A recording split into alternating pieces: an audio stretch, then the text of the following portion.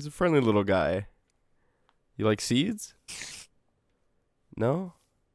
How about steak? Fine then. Ungrateful piece of... Whoa. Whoa. Whoa, whoa, whoa. Wait. Spiders. Hazard level C. They spawn in the overworld. They have 8 hearts of health. They can deal 1 to 1.5 hearts of damage. And their weakness is Bane of Arthropods. Spiders have 3 phases: wander, chase, and run.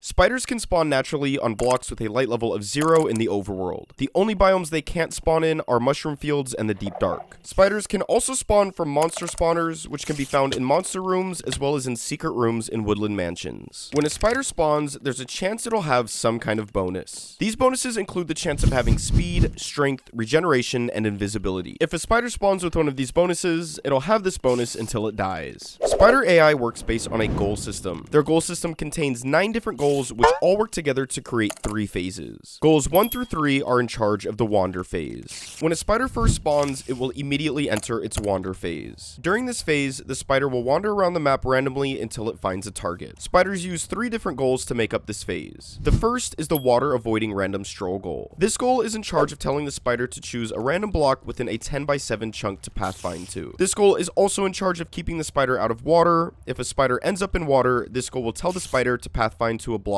on dry land. The second goal is the random look around goal, which simply tells the spider to turn and look in a random direction. The final goal is the look at player goal, which has a small chance of triggering and will tell the spider to stop and stare at the closest mob or player for 2 to 4 seconds. This is the reason you'll often see mobs stare at you while you're in creative mode. These 3 goals combined make up the wander phase for many Minecraft entities, including zombies and creepers, which I've covered in previous videos. Spiders have a proximity awareness of 16 blocks. This means that if you step within 16 blocks of a spider and there's no obstruction, the spider will begin chasing you. As a little secret, if you're crouching, this will lower the spider's proximity awareness to 80%. The clip you're seeing is a visual of how far spiders can see. Giant shout out to Snycent for not only adding spider vision to his mod, but also making a handful of GUI updates and bug fixes. I also want to give a huge shout out to Nero for decompiling spiders and helping on various other parts of this video. And finally, I want to give a shout out to Cframs Gaming for offering to help build the set for this video. Without these people, this video would not exist. As soon as a spider spots you, it will enter phase 2. During this phase, spiders maintain their proximity awareness of 16 blocks even if you're crouching. The only way to get a spider out of this phase is to either run outside of their proximity awareness, in which case they'll immediately return to phase 1, or you can break line of sight, in which case they'll go to the last location they saw you, then return to phase 1. Spiders move about 80% of player walking speed, which means you can actually outrun a spider just by walking. There's actually one more way you can get spiders to stop chasing you, and it's because of their light level mechanic. In order to fully understand this mechanic, you'll first need to know how light levels work. Every block in Minecraft has a light level somewhere between 0 and 15. During the day, the sun will give all blocks above ground a light level of 15, and at night, all blocks will drop to a light level of 0. Spiders will only begin chasing you if light levels are 12 or lower. This means that if a spider is outside during the day, it will not chase you. It will remain passive. If you're being chased, you can take advantage of this mechanic simply by going to an area with high light levels to de-aggro the spider. For example, if you're in a cave and a spider begins chasing you, you can walk outside of the cave and the spider will return to phase 1. Light levels aren't just affected by the sun, they are also affected by light sources. Torches, for example, have a light level of 14, which just means it will light up any block within 14 blocks. The further you get from the torch, the lower the light level will be. This means that technically, if you were to light up an area with enough light to keep every block above a light level of 12, spiders wouldn't attack you even if it's night or underground. However, after some testing, it seems like artificial light sometimes works and sometimes doesn't, so I wouldn't rely on this strategy. Just keep in mind that if you hit a spider, they will no longer use this mechanic. Once you hit a spider, it'll chase you no matter the light levels.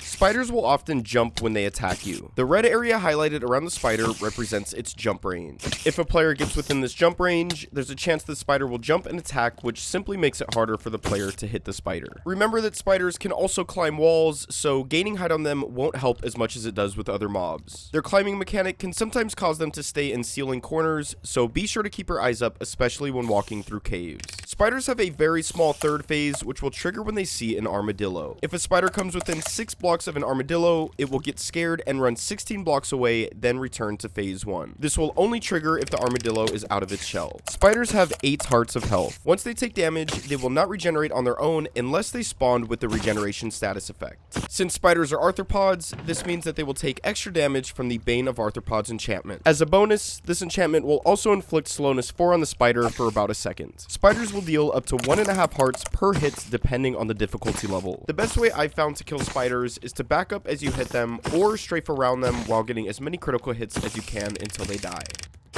Spiders will always drop 5 XP and have a chance of dropping up to 2 pieces of string. Depending on the level of looting, spiders can drop up to 5 pieces of string. String can be used to craft a variety of things, but most often used to make bows, fishing rods, and wool. String can also be placed on the floor, which will turn it into tripwire. Spiders also have a chance to drop up to 1 spider eye. Depending on the level of looting, they can drop up to 4 spider eyes. Spider eyes can be consumed to replenish 1 full hunger bar, but it will inflict poison for 5 seconds. Armadillos will follow players holding spider eyes. They can be used to breed armadillos, and they can be used to slow down growth duration of baby armadillos by 10%. Finally, spider eyes can be used to create mundane potions and potions of poison. Cave spiders are essentially the same as regular spiders with a few main differences. First off, they will never spawn naturally. They will only spawn in monster spawners located in mine shafts and trial chambers. They have 6 hearts instead of 8. They're about half the size of regular spiders, which is small enough for them to fit through 1x1 areas, and when they hit you, they'll inflict the poison effect for a certain amount of time depending on the difficulty level. As a side note, cave spiders will never spawn with natural bonuses like regular spiders. Spiders have a 1% chance of spawning with a skeleton riding them. If this happens, the skeleton will be in full control of the spider and the spider will not attack. And spiders are immune to the poison effect. Make sure you guys like the video and stay tuned because skeletons are coming next.